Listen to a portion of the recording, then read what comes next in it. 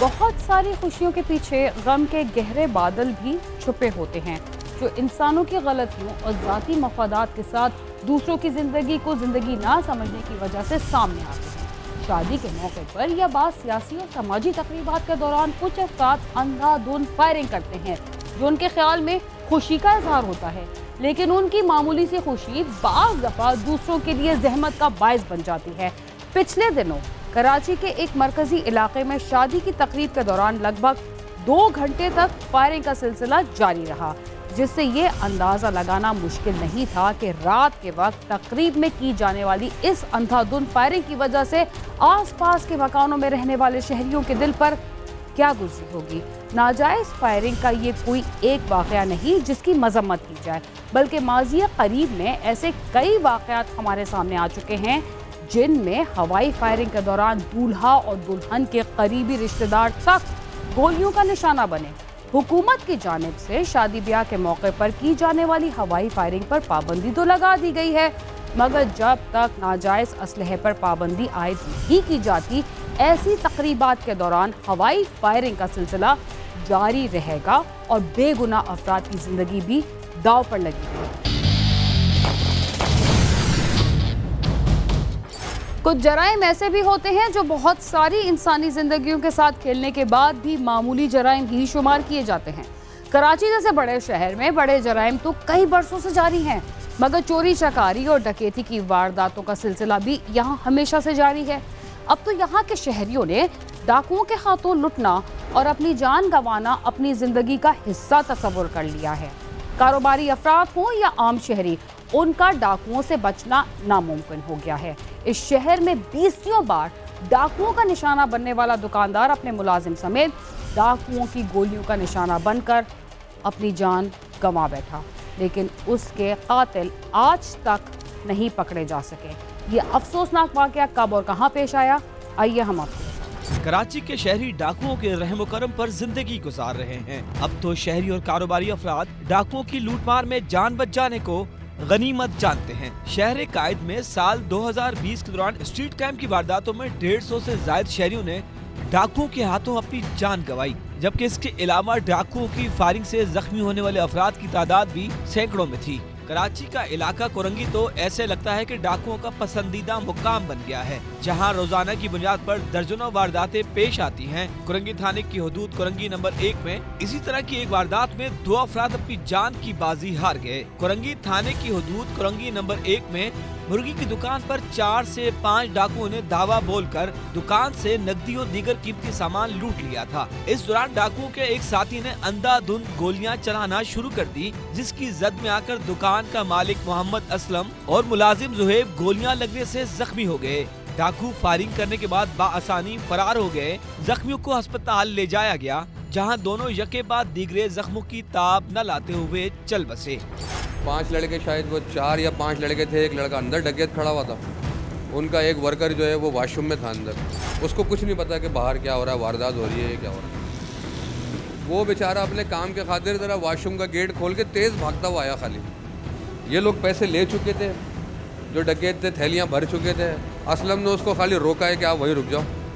कहीं वो भागता हुआ आता, वो असलम डरा कि कहीं इसको कुछ गलत ना समझे, कुछ मजामत ना समझे। बाहर जो डाकू खड़े थे उन्होंने फायर खोल दिया। मकतूल मोहम्मद असलम के भाइयों का कहना है कि जिस वक्त डाकू लूट मार कर रहे थे तो उस वक्त जोहेब वॉशरूम से बाहर निकला, जिसे निकलते देखकर डाकू बौखला गए और उन्होंने गोलियां चलाना शुरू कर दी। दरवाजे खोल के दिखा देंगे जी, और पीछे नहीं है, यही गला देख लें। शोबर दे दिया उसको गेटा मार के। एक बंदा हमारा वॉशरूम में था पीछे अंदर, 3-4 स्टेप हैं वॉशरूम के। जैसे वो वॉशरूम से निकला तो छोटे भाई ने उसको इशारा किया कि आप वहीं रुक जाओ। उसने बोला इशारा क्या करो, उसने निकाला पिस्टल। हादसा हो या जुर्म की कोई वारदात हो, डाकुओं की गोलियों से जख्मी होने वाले अफराद या बेरहम गाड़ियों से कुचले जाने वाले शहरी जाए वकूफ पर तड़पते रहते हैं, लेकिन उन्हें कोई भी शख्स अस्पताल तक नहीं लेकर जाता। यहाँ भी यही सूरत हाल पेश आई। मकतूल के लवाहिकीन का कहना है कि जख्मी असलम और जोहेब आधे घंटे तक जाए वकूफ पर तड़पते रहे। किसी ने उन्हें अस्पताल नहीं पहुंचाया। अगर उन्हें जल्दी अस्पताल पहुंचा दिया जाता तो शायद उनकी जान बच जाती। इशारा करते हैं लोगों को, यार मुझे ले चलो हॉस्पिटल, ले चलो, इशारों में बोल रहे हैं। तो लोग तकरीबन 2 से 2.5 हज़ार लोग जो ना जमा थे उस वक्त। सब तमाशा देख रहे सब तमाशा देख रहे थे, मूवियाँ बना रहे थे, ले जाने वाला कोई नहीं था।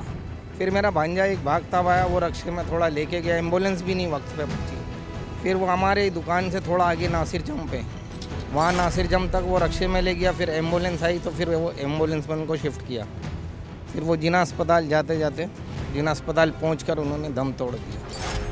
कराची के शहरी डाकुओं के हाथों एक बार लूटने के बाद बार बार लूटते हैं और उनमें से कई तो ऐसे होते हैं जिन्हें लूटना कोई मुश्किल बात नहीं समझी जाती, इसलिए कि आम चोर और डाकू थोड़ी सी सजा के बाद आज़ाद होते हैं और दोबारा डकैतियां शुरू कर देते हैं। कोरंगी में डकैती मुजाहमत पर जाँ बहक होने वाला असलम पहली बार डाकुओं के हाथों नहीं लुटा था। उसके भाइयों का कहना है कि उनका भाई 15 से ज्यादा मरतबा डाकुओं का शिकार बन चुका था और डाकू उससे 25 से 30 लाख रुपए की रकम भी लूट चुके थे।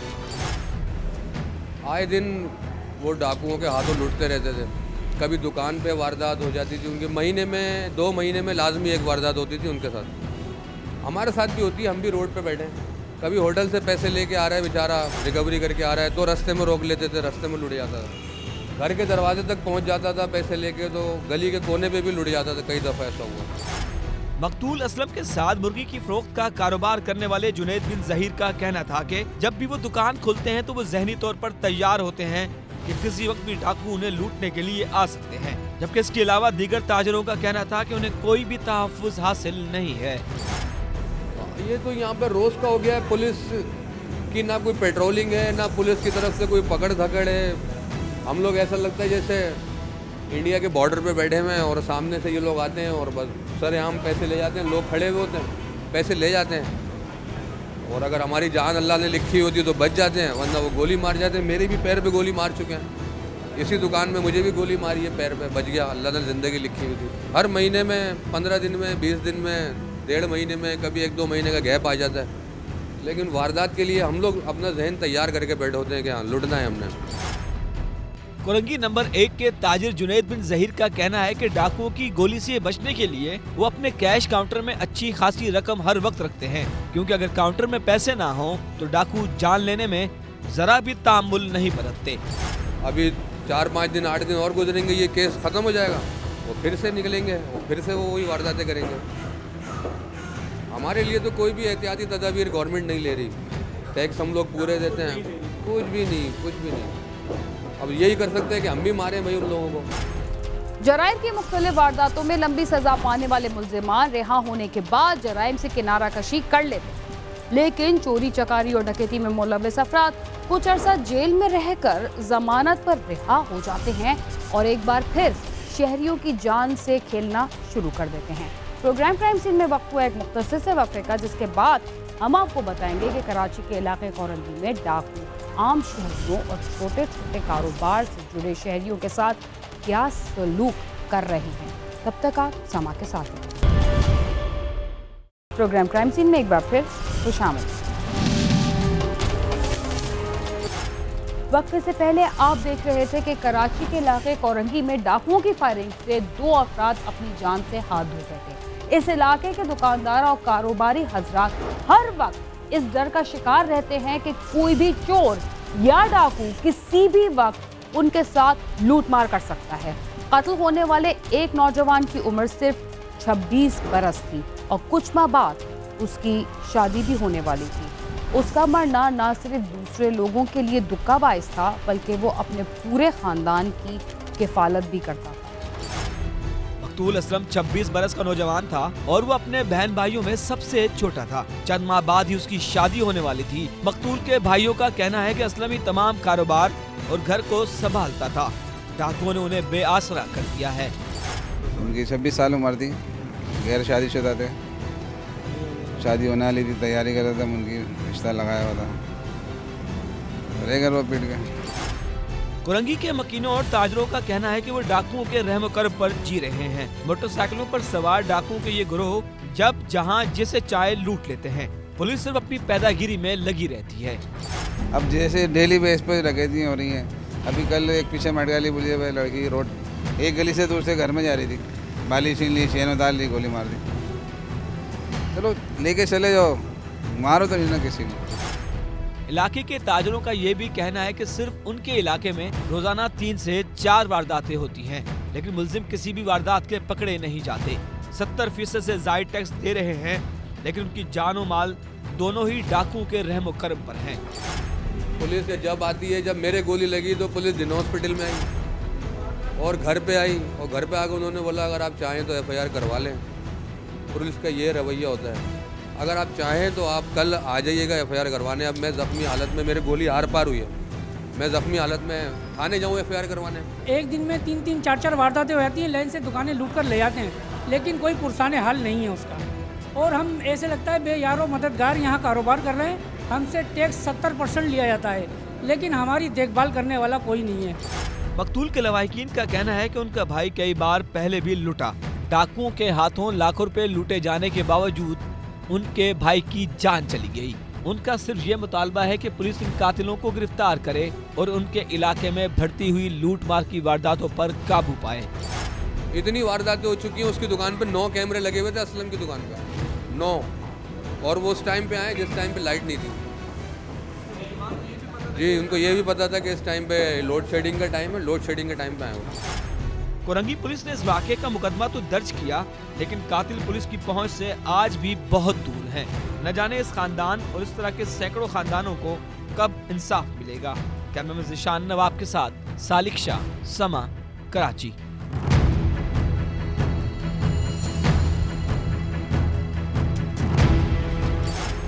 वालिदैन अपने बच्चों की शादी के मामले में बड़ी छानबीन करते हैं। वजह यही होती है कि शादी के बाद लड़के या लड़की को मसाइल का सामना ना करना पड़े, मगर वक्त गुजरने के साथ अक्सर मामलात इस तरह बनते बिगड़ते हैं कि बज़ाहिर अच्छा नज़र आने वाले बहुत बुरे और बहुत बुरे नज़र आने वाले बेहतर हो जाते हैं। शादी के बाद अक्सर कई ऐसे छोटे छोटे मसाइल पैदा हो जाते हैं जिनका फौरी हल तलाश कर लिया जाए तो बेहतर होता है, वरना आगे चलकर यही मामूली मसाइल बहुत बड़े नुकसान का भी बायस बनते हैं। लाहौर की 20 साला बिस्मा के साथ भी कुछ ऐसा ही हुआ, जो शादी के बाद मुख्तलिफ मसाइल का शिकार हो गई।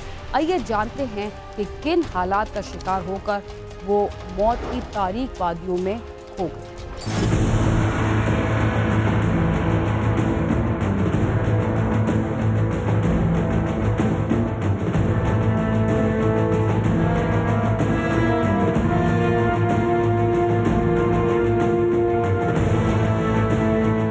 सब्जाबाद के रहाशी माजिद खान ने कुछ अर्सा कबल अपनी बेटी बिस्मा की शादी शादबाग के रफीउल्लाह से की थी। शादी के बाद मामलाते जिंदगी तो ठीक चल रहे थे। कुछ अर्सा गुजरा था कि ससुरालियों ने बिस्मा पर अरसा हयात तंग करके रख दिया। बात बात पर झगड़ा करते, जिस पर अक्सर बिस्मा रूठ कर मेके आ जाती थी, मगर उसके वालिदैन उसे समझा बुझा कर वापिस भेज देते थे। हल्की फुल्की बातचीत हर घर में आती थी, अगर कभी कोई हो जाती थी तो मैं उसको ना मतलब नजरअंदाज करके उसको समझा के भेज देता था, बेटा कोई बात नहीं, घरों में ये चीज़ें होती हैं, मामा पापा भी तो कर लेते हैं ना, तो कोई बात नहीं, अगर वो करते हैं वो भी बड़े हैं आपके। कोई भी माँ बाप ये नहीं चाहते कि उनकी बिहाई बेटी उनके घर आकर बैठी रहे। उनकी तो यही ख्वाहिश होती है कि बेटी ससुराल में खुश रहे। बिस्मा के वालिदैन की ख्वाहिश भी यही थी, मगर बिस्मा के हालात साजगार ना थे। आइए जानते हैं कि उसके साथ क्या सलूक हुआ। एक रोज फिर बिस्मा ससुरालियों के रवैये से तंग आकर मेके आ गई। घर वालों ने उसे समझाया और फिर वो ससुराल वापस चली गई, जिसके 2 दिन बाद ही बिस्मा के वालिदैन को इत्तला मिली कि बिस्मा की तबीयत खराब है, उसे अस्पताल लेकर गए हैं, जिस पर वो भागम भाग अस्पताल पहुंचे, जहां जाकर मालूम हुआ कि बिस्मा जिंदगी की बाजी हार चुकी है। बिस्मा की गर्दन पर रस्सी से दबाए जाने के निशानात थे, जिस पर उर्सा ने पुलिस को इत्तला कर दी। शाम को 7:30 सवा 7 बजे मुझे फोन आया। मैं जब वहाँ पहुँचा हूँ तो डेड बॉडी पड़ी थी, वहाँ पुलिस भी थी, वहाँ पे डॉक्टर भी थे, तो सारे मुझे यही कह रहे थे कि आपकी बेटी का ना मर्डर हुआ है। मैं अब मर्डर और खुदकुशी का मुझे तो नहीं, तो डॉक्टर ही फाइनल कर सकते हैं या पुलिस वाले। मुझे कहते हैं उनके खिलाफ कार्रवाई, मैंने कार्रवाई की है। अब ये है कि रिपोर्ट आएगी, मुझे इंसाफ चाहिए। पुलिस ने लाश पोस्टमार्टम के लिए भिजवाकर मुकदमा दर्ज करके मकतूला के शौहर रफीउल्लाह और देवर ताहिर को गिरफ्तार कर लिया है। पुलिस का कहना है कि बिस्मा को कत्ल किए जाने के शवाहिद मिले हैं, ताहम तफ्तीश और फॉरेंसिक रिपोर्ट की रोशनी में मजीद कार्रवाई होगी। इसी तरह बहनोई का फोन आया और वो कह रहे हैं कि सिस्टर को कुछ हो गया। मैंने कहा चलो मैं उससे बात करता हूँ। मैंने उसको फ़ोन किया, वो रो रहा था, तो उसने मुझे यही कहा कि सिस्टर की डेथ हो गई है। मैंने फिर अपने पापा को फ़ोन किया है, मैंने पापा से बात की कि आप उनके बड़ों से पूछो वो बच्चा ऐसे कोई गलत फहमी ना होगी हो ना, क्योंकि 2-3 दिन हो गया हमारे घर से बच्ची गई है और अच्छी खासी गई है, कोई मसला मसाइल नहीं था, हैप्पी होके गई है यहाँ से। और आज ये काम हुआ है तो फिर पापा ने फ़ोन किया। फिर जब हम हॉस्पिटल पहुँचे हैं तो सर वहाँ पे यही पता लगा कि बच्ची का मर्डर हुआ है। डॉक्टर यही कह रहे थे कि बच्ची का मर्डर हुआ है और इनके जो बयानात थे वो मिल नहीं थे रहे, ठीक है ना। वो कोई कह रहा था कि जहर खाया, कोई कह रहा छत से गिरे, कोई कह रहा फंदा लिया हुआ, और बाकी उनके भी कुछ बयानात पुलिस को उन्होंने ऐसे लिखवाए थे। किसी की बेटी पर जुल्म करने वाले क्यों भूल जाते हैं कि उनके घर में भी बेटियां हैं? ये कहना है बिस्मा के वर्सा का। उनका मजीद क्या कहना है और उन्होंने इंसाफ के लिए पुलिस के बाद किसका दरवाजा खटखटाया, आइए जानते हैं। बिस्मा की लाश पोस्टमार्टम के बाद वर्सा के हवाले कर दी गई, जिसे अबाई कब्रिस्तान में सुपुर्द खाक कर दिया गया। सिर्फ हमारा जो बंदा है वो चाहिए कि जिसने ये काम किया, क्यों किया, किस वजह से किया। बिलफर्ज अगर बच्ची में कोई ख़ता थी या बच्ची का कोई गुनाह था तो उसको सिर्फ उसके माँ बाप के घर भेज देते और आके हमें बता देते कि ये बच्ची का गुनाह है। लेकिन आज तक कभी बच्ची ने कोई शिकायत नहीं की हमारे सामने, कोई कुछ नहीं था उसकी तरफ से, हमें कोई मसला नहीं। मकतूला के वर्सा का कहना है कि उनकी बेटी पर ससुरालियों ने जिंदगी तंग की हुई थी। देवर गालम गलोच करता था तो ससुर भी बुरा भला कहता था।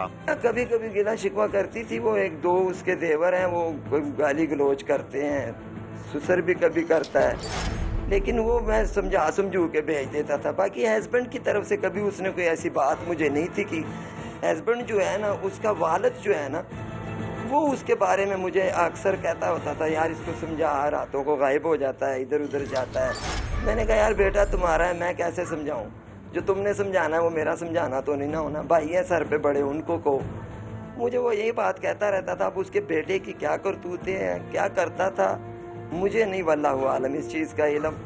और अगर मेरी बेटी को कोई इल्म था और वो मुझे नहीं थी बता रही तो शायद वो उस पर कुछ पर्दा डालना चाहती होगी, शोहर था उसका। जबकि मकतूला के वालिद का कहना है कि लोग क्यों भूल जाते हैं कि उनकी भी बेटियां हैं। अगर वो किसी की बेटी के साथ ऐसा सलूक करेंगे तो कल को खुदा न खास्ता उनकी बेटी के साथ भी ऐसा हो सकता है। जो इंसाफ है वो हुकूमत ने करना है, गवर्नमेंट ने करना है। मेरे पास तो कोई ऐसे वसाइल नहीं है, ना मेरे पास कोई ऐसी चीज़ है, ना कोई मेरे पास ऐसी कोई बोतल है जिससे मैं जिन निकालूं मुझे पता चल जाए।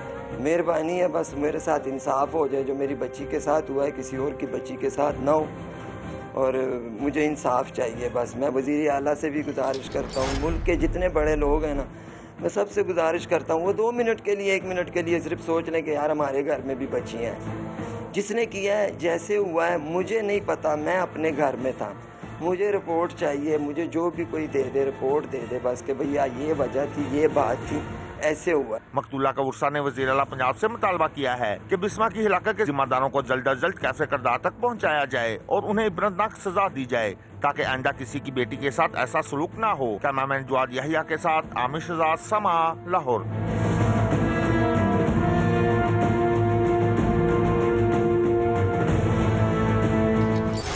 दूसरों की बहू बेटियों पर जुल्म का सिलसिला हमारे मुआशरे में एक रिवायत बन चुका है और इस जुल्म को किसी बड़े जुल्म का नाम ही नहीं दिया जाता। बस यही कह के सब खामोश हो जाते हैं कि मियाँ बीवी में लड़ाई झगड़ा तो मामूल की बात है, लेकिन इस लड़ाई झगड़े में ज्यादातर खवातीन ही मौत का शिकार बनती हैं और उनके शोहरों को मामूली सी सजा तक नहीं मिलती। ये एक अफसोसनाक मुकाम है। इसके साथ ही क्राइम सीन अपने अख्ताम को पहुंचता है। अगर आप हमसे रब्ता करना चाहते हैं तो हमारा पता है csn-sama.tv। इसके अलावा आप ट्विटर, फेसबुक और यूट्यूब पर भी हमसे रब्ता कर सकते हैं और हमारा प्रोग्राम देख सकते हैं। दीना खान और क्राइम सीन की टीम को इजाज़त दीजिए और देखते रहिए समा।